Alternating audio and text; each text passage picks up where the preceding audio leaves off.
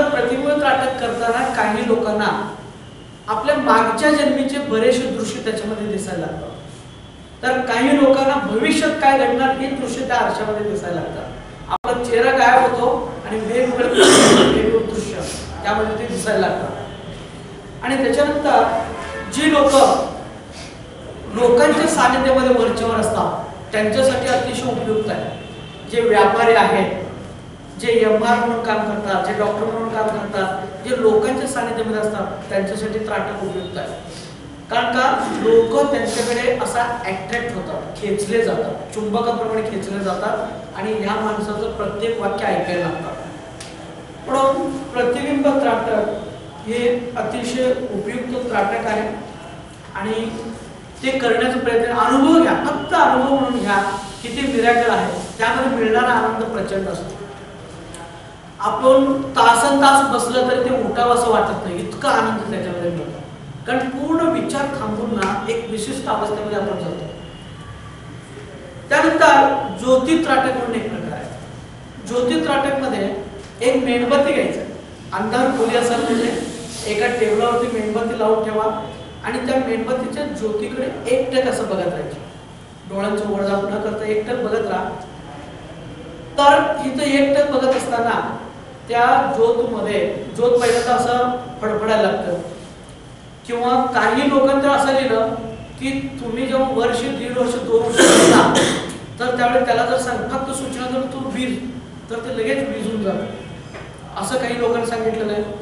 पण अनेक लोकांचा अनुभव असा आहे ते ज्योती त्राटक करताना त्याच्यामध्ये वेगवेगळ्या प्रकारचे दृश्य दिसतात आणि हे दृश्य शक्यतो करून भविष्य काळातील असतात.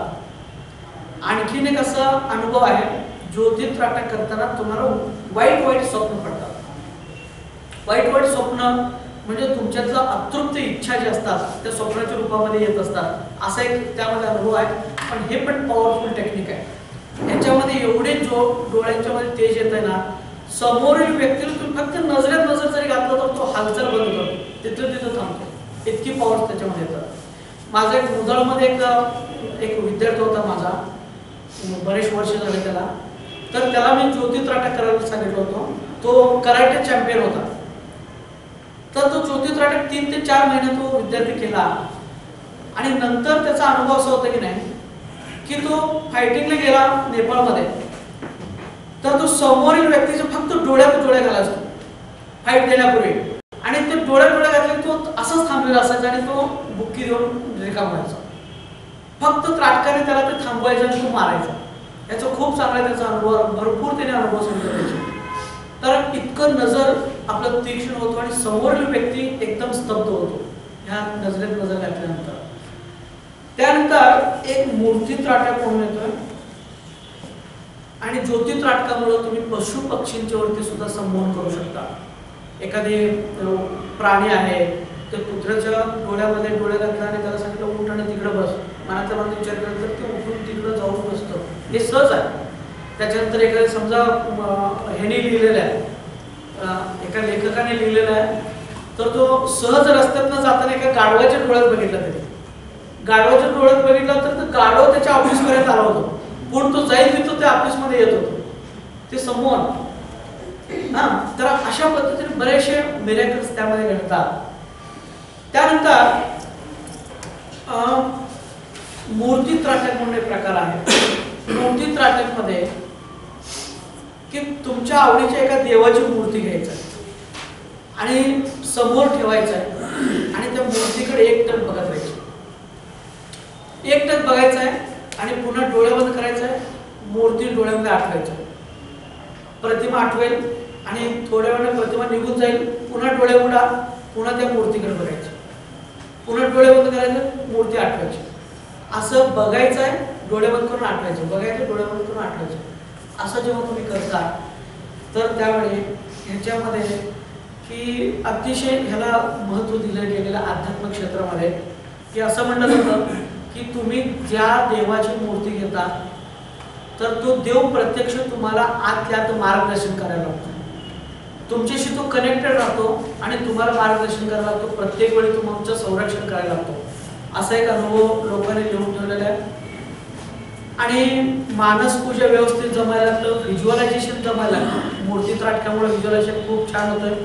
कुठलेही संकल्प हे सिद्ध होतात आणि भविष्य काळातील घटना सुद्धा ह्याच्यामध्ये स्वप्नामध्ये दिसायला लागतात. असे बरेचसे त्यामध्ये आहेत. आणि आध्यात्मिक प्रगतीसाठी, आध्यात्मिक मार्गदर्शनासाठी ही साधना मूर्ती त्राटक अतिशय उपयुक्त आहे. तर अशा पद्धतीने तुम्ही कुठलंही एखादा बिंदू घ्या, ज्वाला घ्या किंवा आरसा घ्या किंवा मूर्ती घ्या, कुठलंही एखादं घेऊन काही दिवस जर तुम्ही केलं तर तुमच्यामध्ये इतर अनेक क्षमता विकसित होतात. कारण ते सगळे सांगायचे नसतात स्पष्ट ह्यामध्ये. कारण मी सगळ्या गोष्टी सांगत गेलो ना, तुम्ही तशी कल्पना करत जाता आणि तसा अनुभव आल्यासारखं वाटतं. पण तसं न सांगता तुम्ही त्याचे अनुभव घ्या. अतिशय मिरॅकल अनुभव आहे एवढं मी सांगतो की हे थर्ड आय ऍक्टिव्हेट होतं आणि त्याच्यातनं भरपूर अनुभव. इंट्युशन तरी तुम्हाला पदोपदी मिळतं, पदोपदी इंट्युशन्स मिळतात. कारण इंट्युशन्स केंद्रच ऍक्टिव्ह होतं. खूप छान हे सगळे त्राटक साधन आहे. आणि तुम्हाला फक्त हिप्नॉटिस्ट म्हणून राहायचं असेल तर अटॅक करायची अजिबात गरज नाही. तुम्ही आहे तसं हिप्नॉटिझम करू शकता. तुम्हाला आध्यात्मिक प्रगती करायची असेल किंवा आणखीन काही मिरॅकल्स घडवायचे असतील तर मात्र त्राटक तुम्ही करू शकता. मन एकाग्र होत नाही, अस्वस्थ आहे, नेगेटिव्ह विचार येतात, झोप लागत नाही, टेन्शन आहे, अशा लोकांनी त्राटक कंपल्सरी करावा. एकाग्रता होत नाही, कंपल्सरी करावा. अगदी बघता बघता 15-20 दिवसामध्ये हे सगळे प्रॉब्लेम निघून जातात. एवढे मिरॅकल अनुभव याच्यामध्ये आहे. याच्याबद्दल काही क्वेश्चन्स विचारा.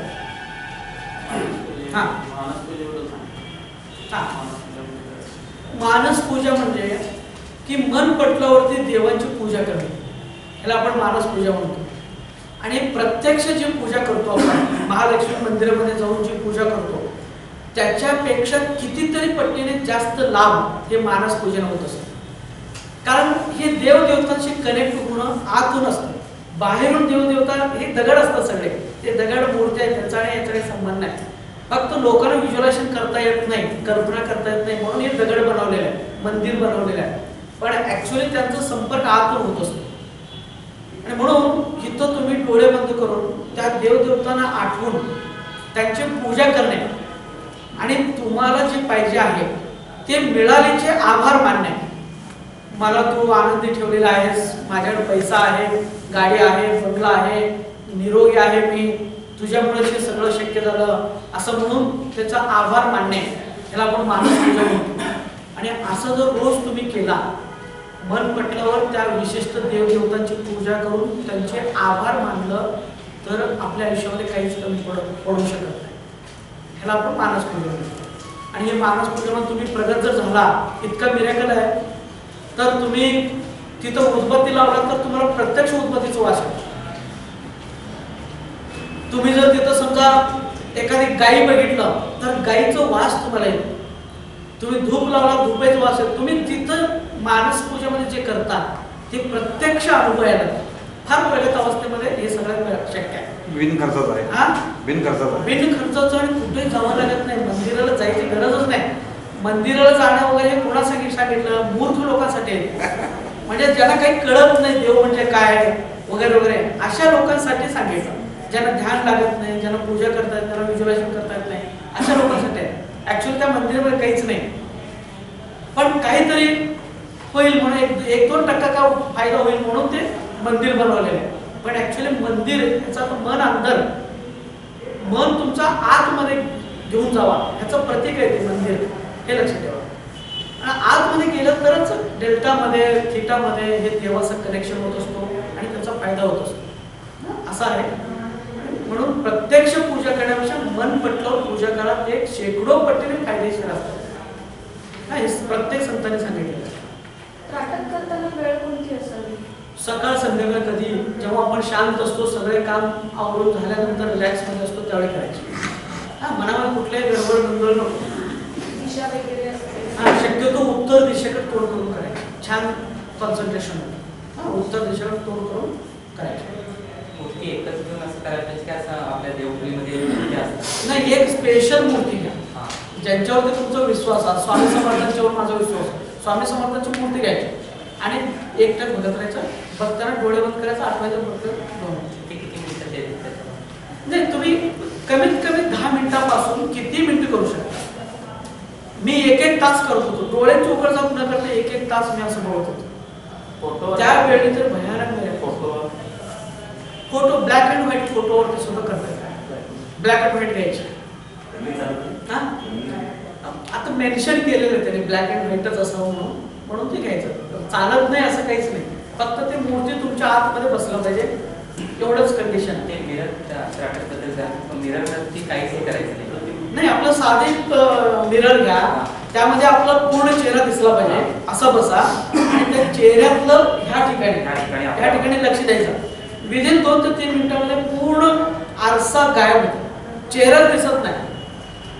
त्याच्यानंतर वेगवेगळे चित्र दिसायला लागतं. फार इतकं म्हणजे इंटरेस्टिंग आहे, ते प्रचंड इंटरेस्टिंग आहे. वाचनात असं आलं होतं की ते एखादा आपला चेहरा गायब होतो, कवठी वगैरे दिसते आणि जनावराला भीती वाटते, काहीही दिसू शकतं त्याच्यात. भीती वाटते. काही लोकांना असं म्हणलं की तुमच्या मागच्या जन्मीची सगळी प्रतिमा दिसतात. तुम्ही मागच्या जन्मी कोण होता, काय करत होता वगैरे वगैरे सगळं दिसतं. काही लोकांना भविष्यातलं दिसतं. हा, असे बरेचसे. पण एक मात्र आहे की वेगवेगळे दृश्य दिसतात आणि इंटरेस्टिंग असतात ते.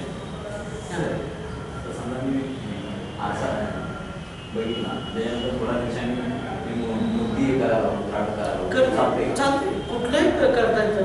कमीत कमी एक त्राटक 1 महिना तरी करा, म्हणजे त्याचे लाभ मिळाला 1 महिना तरी झाला ना, त्याचे फायदे मिळतात. ते त्राटक जर बंद पडलं, 1 महिन्यानं 2 महिन्यानं आपण केलं आणि काही कारणास्तव पुढे कंटिन्यू त्याला काही नियम नाही.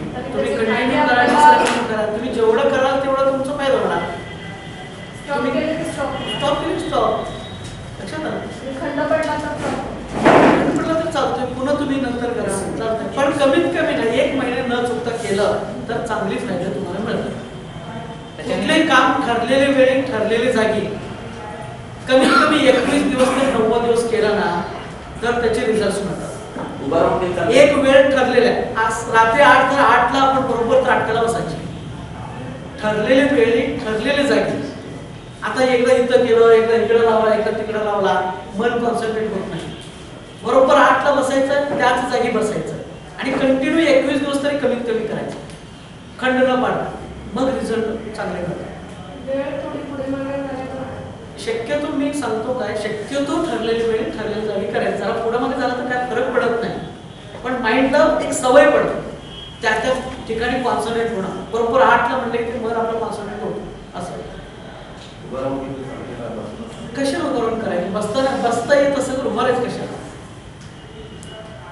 तुम्ही कसंही करू शकता, पण आपल्याला बसता येत कम्फर्टेबल करा. हा, कम्फर्टेबल तुम्ही बसून, म्हणजे तुम्हाला कुठली त्रास व्हायला नको. एक स्थिर बसून तुम्हाला एक 15-20 मिनिट जर स्थिर बसता आला, उभारून म्हणले की पाय दुखणार, इकडे तिकडे होणार, त्याच्यापेक्षा बसून करा.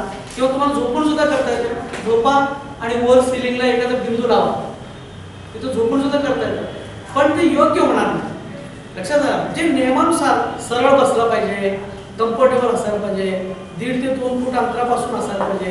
हे काही नियम केलेले लोकांनी, त्या नियमानुसार केलं तर जास्त फायदा मिळतात. आणि याच्यावरती पुस्तक सुद्धा भरपूर आहेत, त्राटकापासून समाधीपर्यंत, त्राटक साधना, असे काही पुस्तक आहेत. हे सुद्धा अधिक माहितीसाठी वाचा.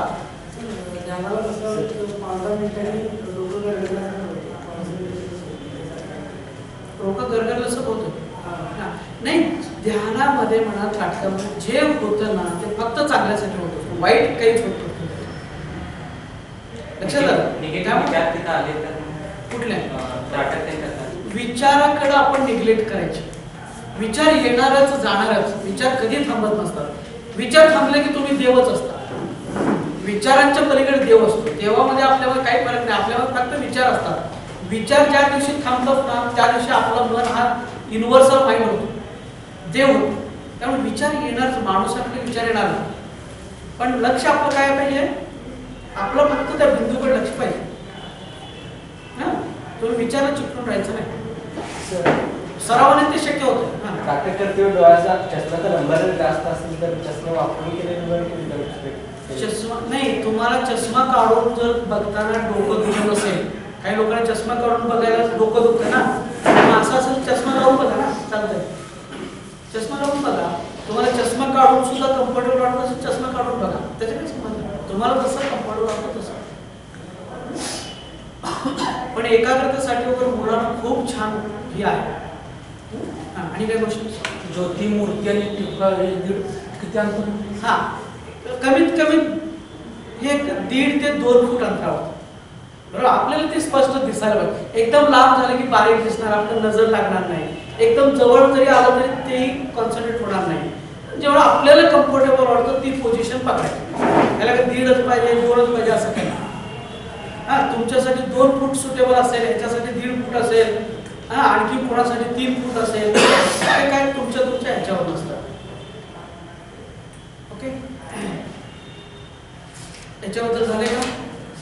त्राटकाबद्दल बघा, मी तुम्हाला नोट्समध्ये दिलेलीच आहे आणि सखोल माहिती पाहिजे असेल तर तुम्ही वाचा. आणि ह्याच्यातनं विल पॉवर प्रचंड वाढतं हे मी तुम्हाला सांगतो, माझ्या अनुभवातून सांगतो. बरेचसे मिरेकलस अनुभव येतात. इंट्युशन पॉवर जबरदस्त वाटतो. तुम्हाला प्रत्येक गोष्टीमध्ये गायडलाईन मिळालं, काय करायचं हा पण आवाज यायला हे आहे. फक्त यामध्ये पॉझिटिव्ह असलं पाहिजे माणूस, एवढंच आहे. बरं, त्राटकाचं झालेलं आहे. ऍक्च्युली आजचा सिलेबस बरोबर 5 वाजता आजचा सिलेबस पण संपवलेला आहे. उद्याचं मी तुम्हाला होमवर्क सांगतो. ठीक, फक्त सांगा. बाहर दुनिया से काटकर उसके मन पर यह प्रभाव दे सकता है, दिया जा सकता है कि तुम केवल मेरी ही आज्ञा पालन करोगे या मुझे ही चाहोगे, जो मैं कहूंगी तुम्हें वही कार्य करना है. और फिर जब उसे चेतनावस्था में लाया जाता है तो उसके मन पर जो बिंब दिया गया है वह अपने आप में स्थायी रह जाएगा और उसके मन से घृणा या क्रोध अपने आप में समाप्त हो जाएगा. वह उसको चाहने लग जाएगा, उसके प्रति अनुरक्ति पैदा करने लग जाएगा, उसके प्रति चाहत बढ़ जाएगी. इसलिए मन पर जो विचार बिंब प्रेषित किए जाते हैं उसको सम्मोहन विज्ञान कहा जाता है. और फिर सम्मोहन विज्ञानी यदि योग्य हो, अभ्यासरत हो, तो इस मन से भी आगे जो अंतर्मन है, अंतश्चेतना है, इनर कॉन्शियस है, वहां तक उस व्यक्ति को ले जाकर खड़ा कर देता है. वो बाहर दुनिया से कट जाता है, बाहरी दुनिया का प्रभाव उस पर होता नहीं, मस्तिष्क का प्रभाव उस पर नहीं होता, बुद्धि या तर्क उसके ऊपर हावी नहीं होते और वह मन पर आकर के खड़ा हो जाता है, मन की गिरफ्त में आ जाता है. जो मन कहता है उसी को मानने लग जाता है और सम्मोहन विज्ञान इसको और आगे ले जाकर के अंतर्मन तक खड़ा कर देता है और हमेशा हमेशा के लिए कोई भाव या कोई बिंब या कोई वस्तु या कोई तथ्य उसके अंतर्मन में अंकित कर देता है. और जब ऐसा हो जाता है तो वह हमेशा हमेशा के लिए स्थायी रूप से उसके मन में यह भाव या बिंब स्थापित हो जाता है.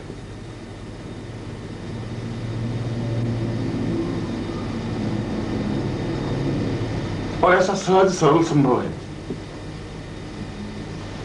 जो कुछ मैंने ऊपर बताया है, इन प्रयोगों को मैंने हजारों बार हजारों लोगों पर किया है और एक भी घटना ऐसी नहीं हुई कि उसमें असफलता मिली हो. 100% सफलता मिली.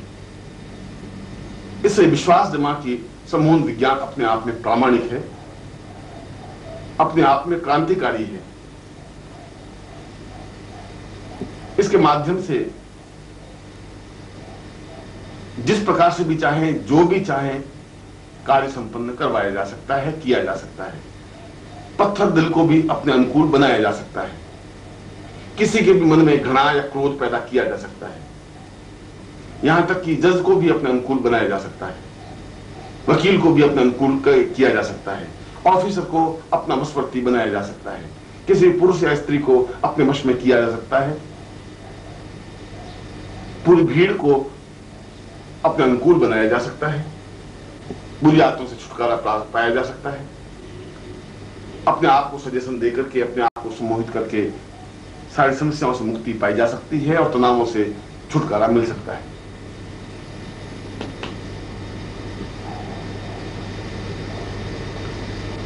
यह सम्मोहन विज्ञान कार्य कैसे करता है, सीखने का क्या प्रकार है, क्या तरीका है? ज्यादा अच्छा तो यह हो कि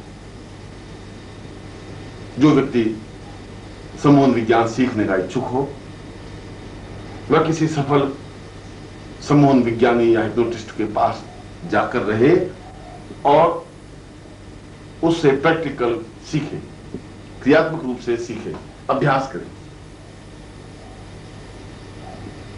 तो सफलता के परिणाम ज्यादा अनुकूल बन सकेंगे।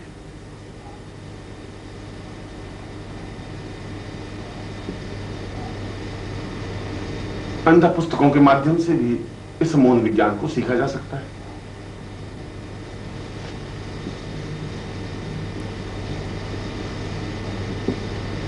किसी भी व्यक्ति को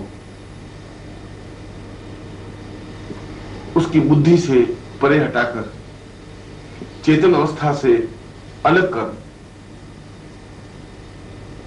उसे बाहर दुनिया से काटने का काम नेत्रों के माध्यम से किया जाता है। इसके लिए सम्मोहन विज्ञानी को पहले अपने ऊपर अभ्यास करना चाहिए, सफल सम्मोहन विज्ञानी बनना चाहिए। उसकी आंखों में एक चमक लानी चाहिए, आंखों में तेज लाना चाहिए, एक प्रकाश लाना चाहिए, एक प्रभाव लाना चाहिए, एक ज्योतिपुंज लाना चाहिए,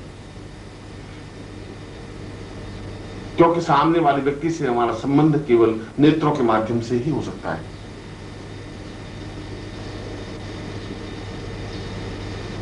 इसके लिए सबसे अच्छा तरीका यह है कि प्रातःकाल उठकर स्नान कर सामान्य और सरल कपड़े पहनकर किसी एकांत कमरे में बैठ जाए जहां बाहरी आवाज या शोरगुल बिल्कुल न हो, किसी प्रकार से कोई हस्तक्षेप न हो, कोई आवाज न हो, यह जरूरी है।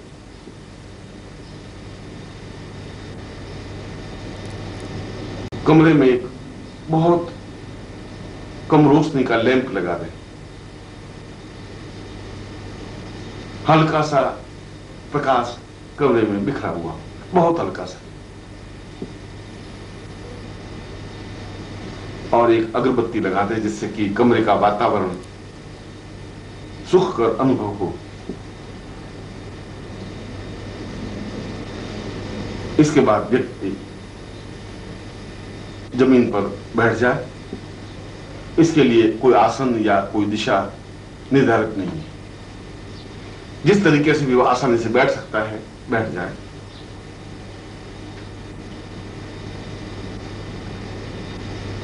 और अपने सामने 1 फीट की दूरी पर दीवार पर अपनी आंखों के ठीक सामने एक छोटा सा लाल बिंदु लगा दें।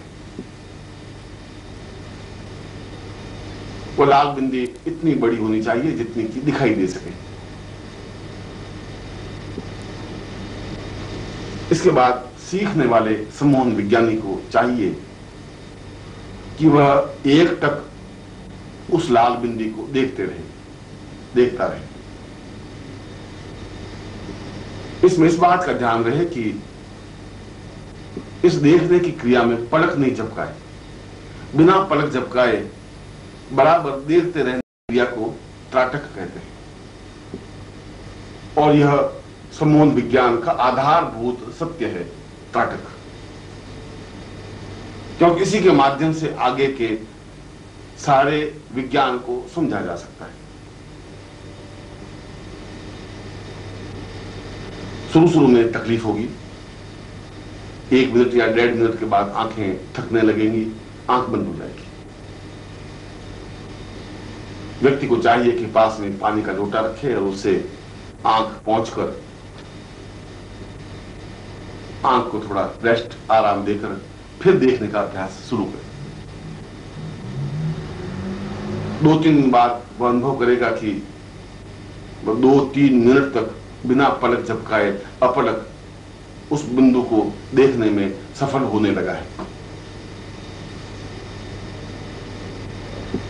धीरे धीरे इस अभ्यास को बढ़ाएं। इसके लिए किसी मंत्र जप की जरूरत नहीं है, केवल क्रियात्मक पक्ष है। इस बिंदु को बराबर देखते रहने, अपलक देखते रहने की क्रिया कम से कम 32 मिनट की होनी चाहिए और ज्यादा से ज्यादा 60 मिनट का अभ्यास करना चाहिए। 32 मिनट से उसकी आंखों में सम्मोहन का भाव पैदा होने लगता है। उसकी आंखों में एक ऐसी विद्युत स्फुलिंग बनने लगती है जो सामने वाले की आंखों से उसके चित्त पर, मन पर सीधा प्रभाव पैदा करने में समर्थ होने लगती है। हम सामने वाले को प्रभावित तो उनकी नेत्रों के माध्यम से ही कर सकते हैं। ये जरूरी नहीं है कि सामने वाले को हम स्पर्श कर सके, सुला सके, भावना दे सके। हम तो उनको देखते हैं और देखते ही मन में एक भावना पैदा, चिंतन देते हैं। और जब अभ्यास 60 मिनट का हो जाएगा तो उस मौन विज्ञानी की आंखों में एक विशेष प्रकार की लपक, एक विशेष प्रकार की ऊर्जा पैदा होगी। यह ऊर्जा अपने आप में बहुत शक्तिशाली है, हजार हजार परमाणु बमों से भी ज्यादा ताकतवान, क्षमतावान है। एक ऐसी लपक है जो सामने वाले की आंखों से होते हुए उसके मन पर पहुंच जाती है। इसका सीधा संबंध सामने वाले की आंखें और आंखों के माध्यम से उसके मन पर पहुंचने की क्रिया है।